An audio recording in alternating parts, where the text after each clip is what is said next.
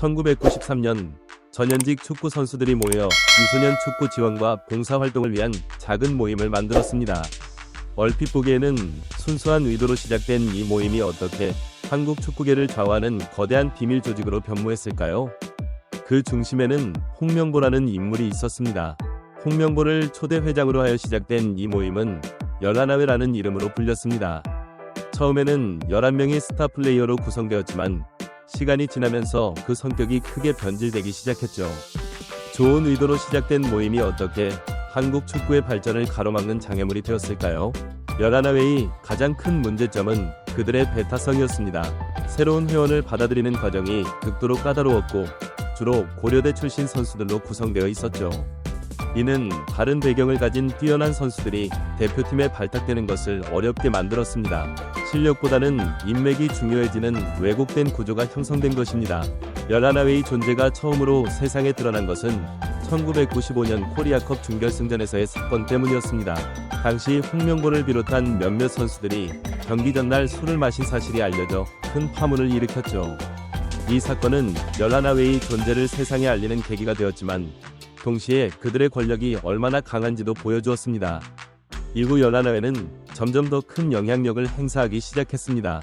그들은 국가대표팀 선발에 개입하고 심지어 감독 선임에까지 영향을 미쳤습니다. 1998년 프랑스 월드컵에서 차범근 감독이 경질된 사건도 열하나회의 영향력과 무관하지 않다는 의혹이 제기되었죠.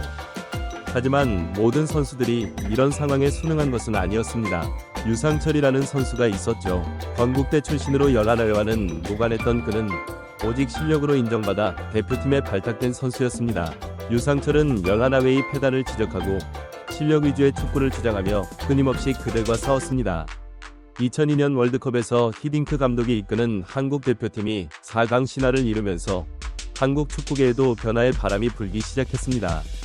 하지만 이런 변화의 흐름 속에서도 열하나회의 영향력은 여전히 강했습니다. 오히려 그들은 해외파와 국내파를 이간질하는 등 새로운 방식으로 자신들의 권력을 유지하려 했죠. 2014년 브라질 월드컵 때는 홍명보가 감독을 맡았지만 또다시 음주 파티 논란이 불거졌습니다. 이는 열하나회의 고질적인 문제점이 여전히 해결되지 않았음을 보여주는 사건이었죠. 유상철은 이 사건을 계기로 대표팀과 거리를 두게 되었고 안타깝게도 얼마 후 암투병 끝에 세상을 떠나게 됩니다.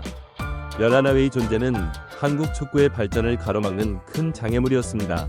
그들은 실력보다는 인맥을 중시하는 문화를 만들어냈고 이는 결과적으로 한국 축구의 경쟁력을 떨어뜨리는 요인이 되었습니다. 또한 그들의 음주 문화는 선수들의 기강을 흐트러뜨리고 프로 선수로서의 책임감을 망각하게 만들었죠. 하지만 이런 폐단 속에서도 희망은 있었습니다. 유상철과 같이 순수하게 실력으로 인정받으려 했던 선수들, 그리고 이들을 지지하는 팬들이 있었기에 한국 축구는 그나마 발전할 수 있었습니다.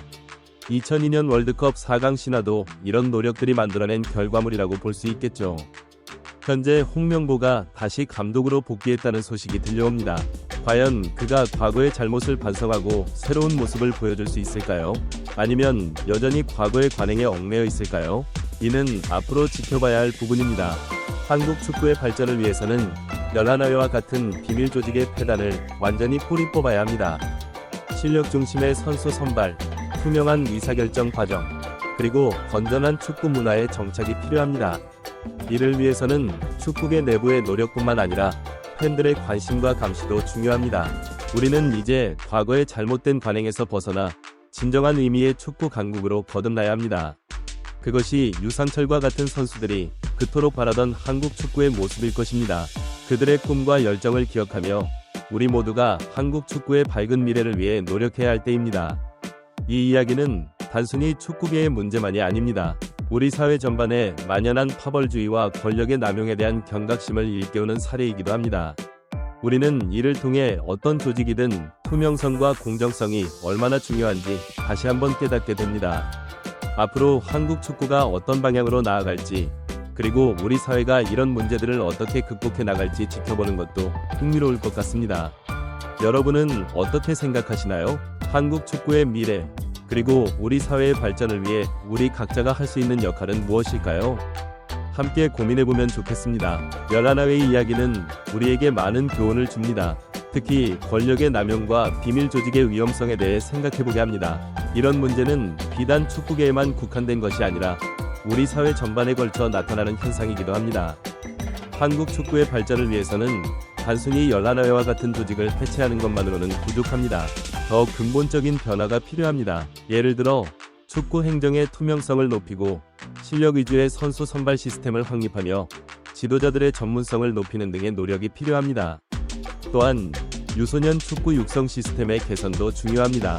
연합회가 처음에는 유소년 축구 지원을 위해 만들어졌다는 점을 생각해보면 이 부분에 대한 체계적인 접근이 필요합니다. 실제로 많은 축구 강국들이 유소년 육성에 많은 투자를 하고 있습니다. 한편 팬들의 역할도 중요합니다. 축구에 대한 관심과 사랑은 좋지만 무조건적인 지지보다는 비판적인 시각도 필요합니다. 팬들이 축구계의 문제점을 지적하고 개선을 요구하는 목소리를 내는 것이 건강한 축구 문화를 만드는 데 도움이 될 수 있습니다.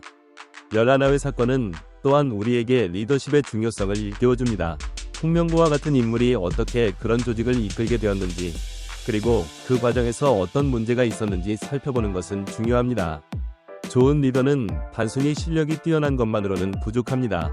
공정성, 투명성, 그리고 높은 윤리의식을 갖추어야 합니다. 이런 맥락에서 볼 때 현재 한국 축구계에 필요한 것은 단순히 뛰어난 선수들만이 아닙니다. 건전한 리더십을 가진 지도자, 투명하고 공정한 행정을 할 수 있는 관리자, 그리고 축구에 대한 깊은 이해와 비전을 가진 전문가들이 필요합니다. 또한 이 사건은 우리에게 스포츠 윤리의 중요성을 다시 한번 상기시킵니다. 승리를 위해 모든 것을 정당화할 수는 없습니다. 공정한 경쟁, 상호 존중, 그리고 스포츠맨십은 축구뿐만 아니라 모든 스포츠에서 가장 기본적으로 지켜져야 할 가치입니다. 한국 축구의 미래를 위해서는 과거의 잘못을 정확히 인식하고 그로부터 교훈을 얻어야 합니다. 연합회와 같은 비밀 조직이 다시는 생겨나지 않도록 하는 것은 물론 더 나아가 모든 선수들이 공정한 기회를 가질 수 있는 환경을 만들어야 합니다. 이를 위해서는 축구계 내부의 노력뿐만 아니라 정부와 사회의 관심과 지원도 필요합니다. 스포츠 행정의 투명성을 높이기 위한 제도적 장치를 마련하고 선수들의 인권과 권리를 보호하는 정책을 수립해야 합니다. 한편 이 사건은 우리에게 언론의 역할에 대해서도 생각해보게 합니다. 연합회의 존재가 오랫동안 은폐될 수 있었던 것은 어떤 면에서는 언론의 감시 기능이 제대로 작동하지 않았기 때문일 수도 있습니다. 앞으로는 스포츠 저널리즘이 더욱 깊이 있고 비판적인 시각으로 축구계를 바라볼 필요가 있습니다. 또한 이 사건은 우리에게 성공의 의미에 대해 다시 생각해보게 합니다. 단순히 승리나 메달만이 성공의 척도가 될 수는 없습니다.